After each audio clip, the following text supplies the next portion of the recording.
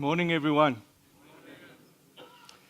When I was about 9 years old, living with my folks in a town called Potgietersrus, we used to love watching movies. And on one particular weekend, we watched a movie, and in this movie, there was a young boy who ran away from home. And in this running away from home, he had all these marvelous adventures. And I thought, well, this looks like a good idea. I'm going to do the same. The problem was, my planning was a bit lacking. So I started walking without anybody knowing around the block. When I came to the second block, I became hungry. And I thought, oh, gats, where am I going to find food? And I thought, maybe this wasn't such a good idea. Let me go back to my mother and my father's house. Maybe I'll be back before anybody knew anything. So I slipped in. And as I slipped in, my mom looked at me and said, "Where were you? We were looking for you." And I said, I walked away from home. She says, "Why?" I said, "No, I thought it's going to be an adventure." My mom says, "That was really stupid. I'm very glad you're back, but don't do it again.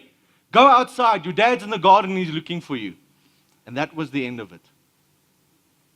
But not many children who run away from home are as blessed and as fortunate as I am. Did you know that 1 out of 7 children between the ages of 10 and 18 run away from home for real and don't come back? And the parents go and they search for them everywhere and they can't find them. Did you know in America, currently, there's between 1 million and 3 million children living on the streets with parents worrying at home. No idea where their children are. No idea if the children's even alive yet. Turn with me in your Bible to Luke chapter 15.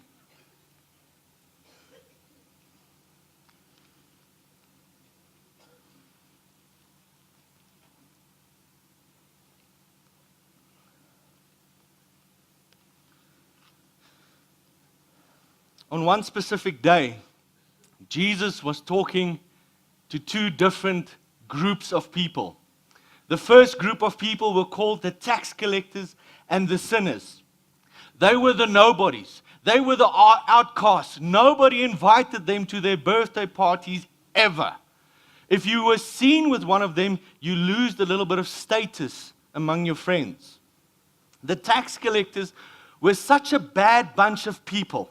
They were actually more correctly called toll collectors. What would happen is the Roman government would come and they would build their roads. Then they would go to the people and they would tell the people, you have to bid for the right to collect toll. And then the one who won the bid had the right, the sole right, to charge any and every person exactly what they wanted, how much they wanted. You can imagine with this kind of power that was given to this tax collectors, there was a lot of abuse. It was so well known that these people were such dishonest people that their testimony was not accepted in a court of law. So if you did something wrong, and there comes a witness, and you asked this, and the witness saw what you did, even if you committed a murder, and this witness saw what you did, and you asked the witness, "What's your profession?" And he said, "I'm a tax collector," doesn't count, no matter what he saw. That's how bad these people were. That's how they were looked down upon. Together with them, the sinners were a bit of a bigger group. They were the lepers of the day, the unclean ones. The one that was, when he saw people running, he had to yell, "Unclean, unclean, unclean," so that you don't come near to him and also become unclean. The blind and the lame. And they didn't get points for how well they treated the disabled people in those days, so everybody just looked at them as a burden. They looked down upon them. And then, of course, you had the prostitutes. Now, don't think in your mind about a prostitute like Julia Roberts in Pretty Woman. It's not that kind of prostitute. Think of the prostitute that is so desperate for a next hit that she's willing to do whatever with whoever, how many times they want it just to get the next hit, to not feel like she's going to die inside. Those were the tax collectors and the sinners, the outcasts of society. And the other group of people were the Pharisees. These people were the professional Christians. These people literally got paid to live life right. And these people were so afraid that they were going to break the law of God, that they made all these other laws around this law to prevent them as a safeguard from breaking that law. So instead of me breaking the real law, if I break one of these sub-laws, then it's still okay. That's how they figured. They were so afraid that they're going to put one step wrong. And the whole society in those days, the whole Jewish community, looked up to these Pharisees and they were amazed. They said, these people, they are so high, they are so lofty, they are so exalted, they are such good Christians. I could never be like one of them. And they didn't even try. They didn't even try. They said, oh, what's the use? What's the use of going to the temple? What's the use of meeting with God's people? I'm such a rubbish, such a gemors. There's no hope for me in any case. But these Pharisees and the sinners alike had huge admiration for Jesus. I mean, Jesus is Jesus. Everybody who came to meet Jesus and heard him speak was totally amazed at his wisdom, amazed at his insight into Scripture. And what you would do in those days is you would invite people for dinner. And then by inviting them, you would be saying, I look at you as my brother. And these Pharisees wanted to hang out with Jesus. They often invited him to dinners, and Jesus wanted to be with them. He went to meet with the Pharisees. He didn't exclude them. The problem, however, for the Pharisees is if Jesus eats with them, now Jesus is their brother. But now Jesus is also meeting with these sinners and these tax collectors. And I don't know if you know, but my sister is my brother's sister as well. So now, if Jesus is the brother of the Pharisee, but he's also the brother of the sinner and the tax collector, that means the sinner and the tax collector is the brother of the Pharisee, and that they did not want. They said, no way, Jose. And they began grumbling. You know when a person grumbles and complains? When you and I grumble and complain, it's a sure sign that we're not in agreement with God on this matter. So Jesus, of course, knew what was going on inside their hearts. So he told them the story. He said there was a man, and this man had 2 sons. And the youngest son came to the father and very politely said to the father, he said, Dad, I've been waiting for you to die because I know you're very wealthy and I want all the bucks. But you're taking a bit longer than what I anticipated. So please, let's just settle this matter now. You give me what I want now, and I can go and live my life the way I want to, and we don't have to hang around each other. We can just get this over with. Now, in those days, if you spoke in that way to your father, the cultural norm was you deserved a beating. That's what happened. And this father goes beyond any and every expectation and does exactly what the boy asked. He's being disgraced by this boy. But he says to the boy, sure. And he gives him his inheritance. And then the boy got it. And he was happy. And he went to cash converters. He made everything into cash. And off he went. As far away as he could from his dad. In our terms, he immigrated to Australia. Without Facebook, without Skype, without a telephone. Gone. Out. Bye-bye. No even any intention of communicating with the father that I'm still alive. And there, he just did whatever he wanted. When he wanted, how he wanted. He bought booze. He bought drugs. He bought women. He bought it for his friends too, so he bought friends too. Whatever he wanted to do, he just went and did it. And he discovered what so many people have discovered. Money goes very quickly. And very soon, this boy had nothing left. And he discovered that his friends did exactly to him what he did to the father. They were only there for what they could get out of him.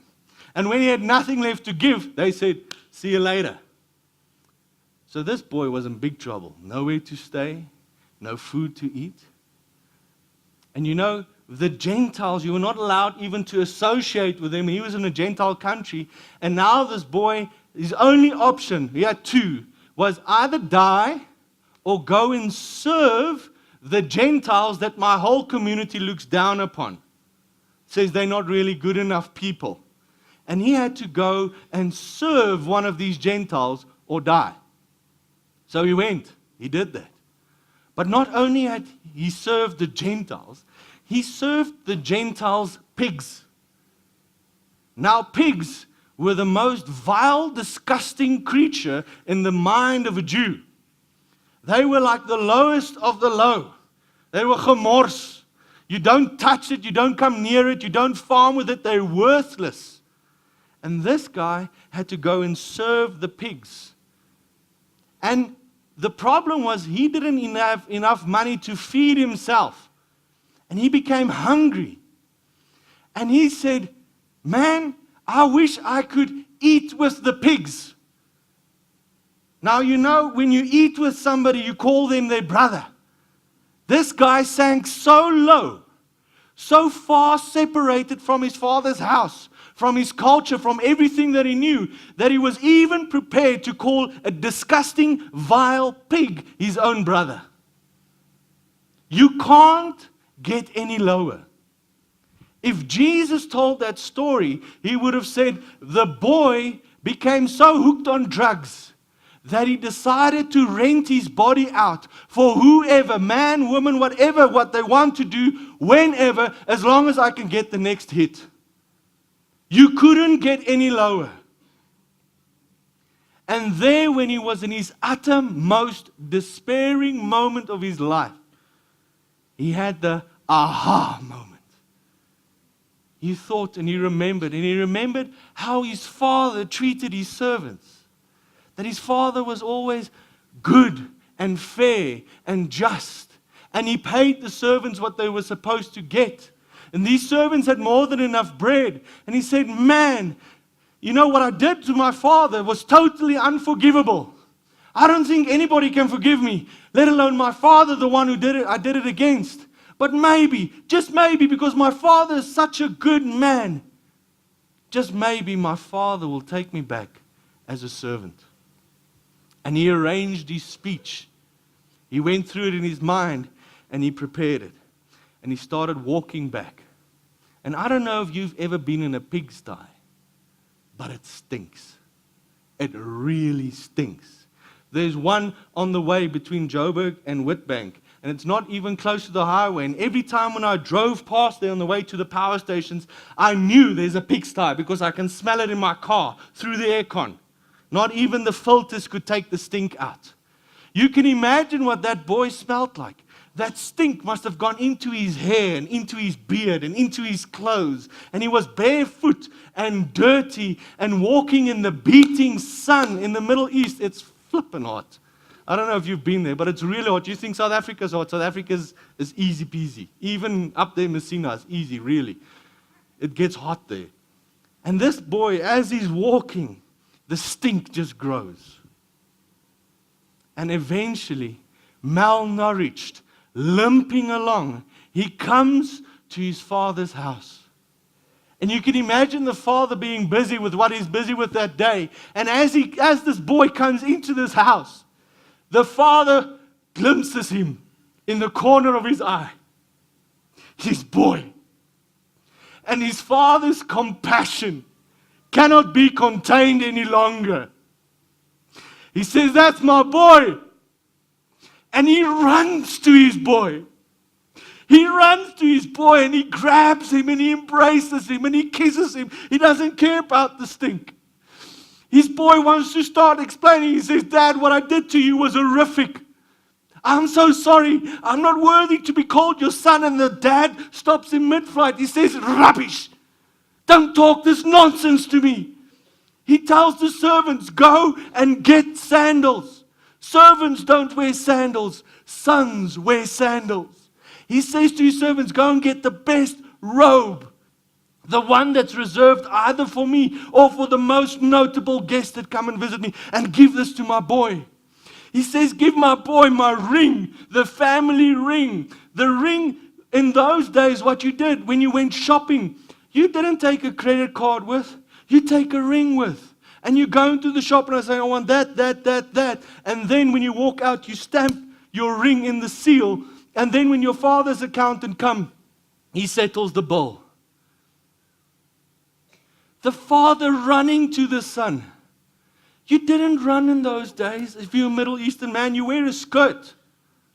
You can't run. You would run like this. So you had to pick up your skirt and run. It was a disgraceful thing. You didn't do it, but this father didn't care. He said, that's my boy. I've given that boy my name. And he ran to him. And most notably of all, he said, get that calf. The one we've been feeding all year long for Christmas. The one that we've been getting fat. The one that we can never finish. We need to get all the neighbors to come and help us finish this calf. And he says, everybody in the house, stop immediately what you are doing. Today we are feasting. Today we are celebrating. This son of mine that was dead is alive. Go and get everybody that you can find. Anybody that's available, come and celebrate with me. Today is the best day of my life. It's the equivalent of this week when Donald Trump has to give his speech. And let's say Donald Trump had such a son that sang to such lows. And while he was busy giving his speech, to be inaugurated as the President of the United States of America, he glimpses his son. And he drops everything. And he runs off the podium. And he embraces his son. And he kisses him. And he brings him up to the stage with him in front of billions of people watching. And he puts him in rags, dirty, unshaven, unwashed for months. Puts him right next to him, the seat of honor in his house. And he says to the whole world, he says, today is the greatest day in my life. Not because I'm becoming the next president of the most powerful country on earth, but because the son of mine that I didn't know if he was alive, this son of mine is back. He was dead. I didn't know if he was alive, and I have him back. No shame is my pride and my joy. And that is how the father felt on that day when his son returned. But the father had two sons. In those days, the older son had a duty. The duty of the oldest son was when there was a dispute in the family. He was the one that was supposed to go and reconcile the dispute. It was his duty, culturally.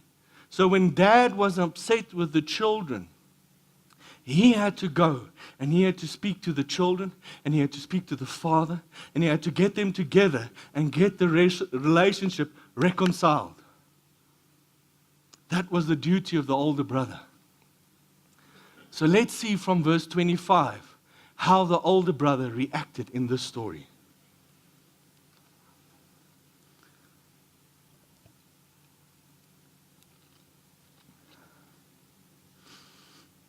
Meanwhile, the oldest son was in the field. When he came near the house, he heard music and dancing.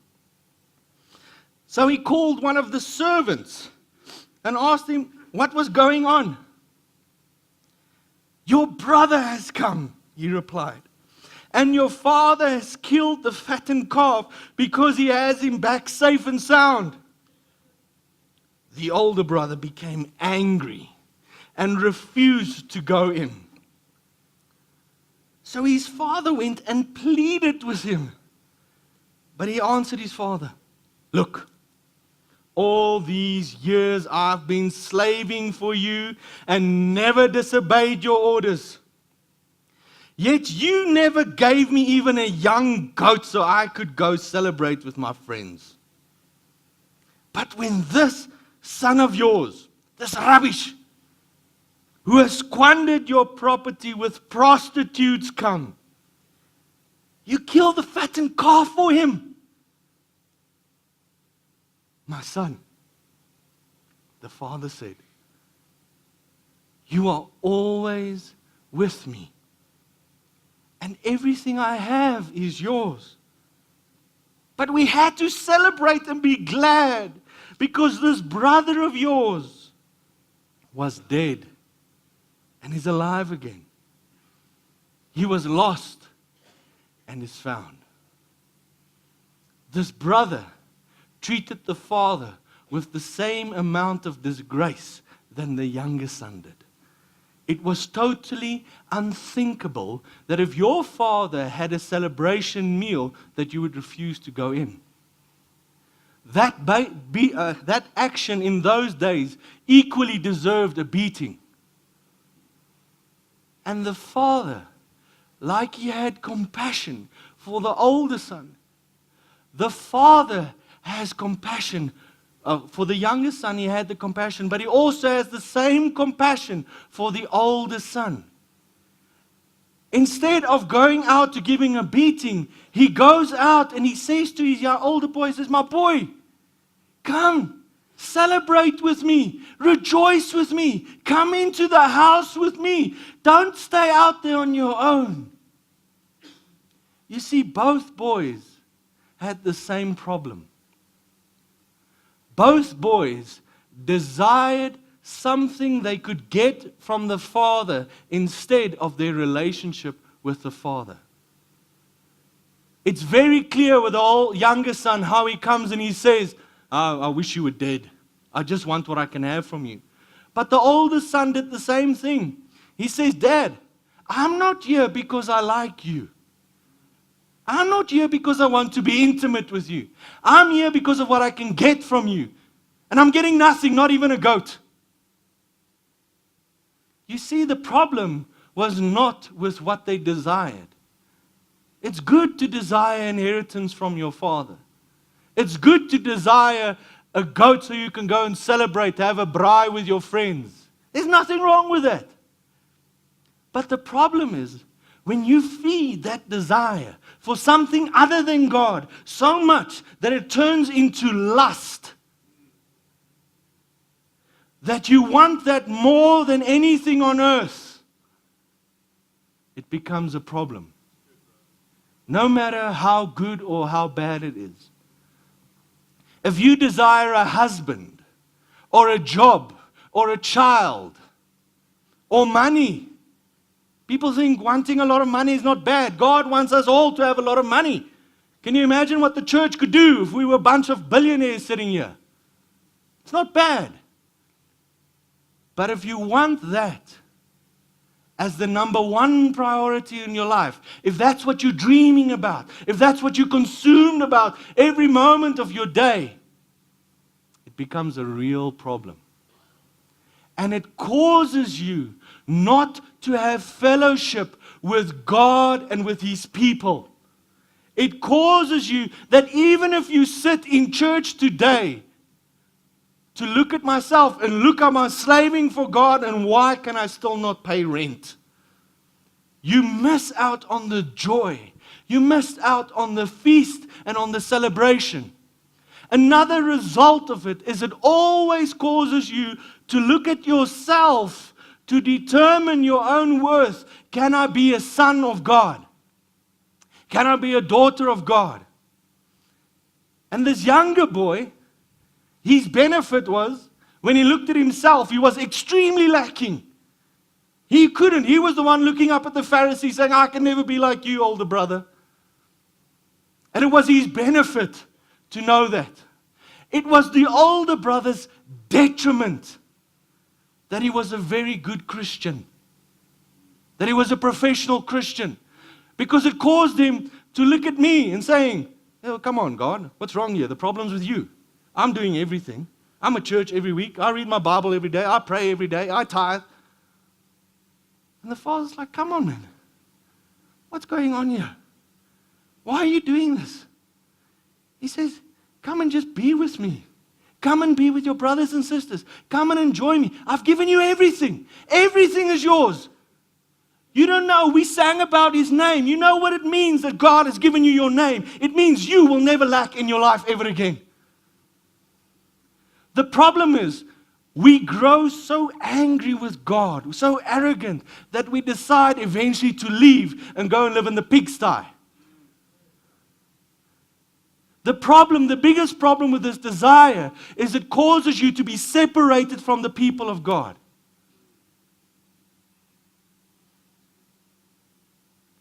Maybe you have a family member and you would give anything to have that family member coming back into your house. Maybe you are that family member who abandoned his family. How many offenses after this many years are you willing to forgive just to be restored in that relationship again? If you, an imperfect human, feel that way, can you imagine how the perfect Father feels about you? Where He's received full payment. There's no reason to have an accusation left against you. Jesus paid it all. He's given you His name. If you have a son or daughter that leaves you, that says, I hate you, I'm even changing my name, I'm moving to Australia, oh, I'm not even telling you, let's make it worse, I'm not even telling you where I'm going, I'm gone, and you never see that son or daughter again in your whole life, what does it make them? It makes them a naughty son or daughter. But they can't change who they are. They've got your DNA. When you have received the name of God, you have been born with incorruptible seed. You are part of a new race of people. Don't look at yourself to determine your worth. Don't look at God for only what I can get from Him. Realize that He's given it all. And His heart for you, His desire, is when He sees you, He has compassion. And He says, I have come so that you may have complete joy. But you need to come in the middle of the house. I don't want you to be on the edges. I want you to be in the middle. Because here in the middle of the house, the seat of honor next to the Father, is where you're going to experience my presence the most. Where you're going to have fellowship with me. When you're going to have joy in my presence. So where is the middle of the church? Here today. Can all the home group leaders and everybody that has got a discipleship group or a group meeting together every week, all of you, would you please mind standing for me?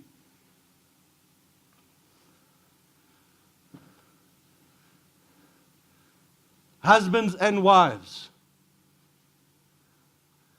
All of you that's not part of such a group, if you want to experience the joy, if you want to experience God intimately, look at these people standing and get with them. Because it's when God's people come together in His house that you're going to find the greatest expression of God's Spirit, of His joy. If you are in a home group or in one of these groups, brilliant, go for it. Get more involved. But if you're not, get one of these people afterwards and chat to them and say, I want to come to your group. And when you come to that group, these people are going to introduce you to God on a level greater than what you have now. God didn't save us. He didn't give us a name to go and live in the middle of the desert where it's just me and God. You can fight, you can sit, thank you. That's nowhere found in the Bible. God saved you to be part of a body. My hand can't be part of my body if it's in Cape Town. You, if you want to be part of the body, need to get into a small group. These public meetings are crucial and they're good. But all through the Bible, God's people met publicly and house to house. And if you want to feel the joy, the celebration, the feasting, get into a small group. Get in the house-to-house meetings. It's where God, the Father, wants you to be. Don't look at yourself. You can't be worthy or unworthy. How can we think that way? I know, I also think that way sometimes. But we need to change our mind about it. My boy in my wife's womb right there, there's nothing he can do that will ever be worthy or not worthy to be my son. He's my son. You have got nothing that you can do that can make you unworthy or worthy to be God's son. It's freely given. It's a grace gift.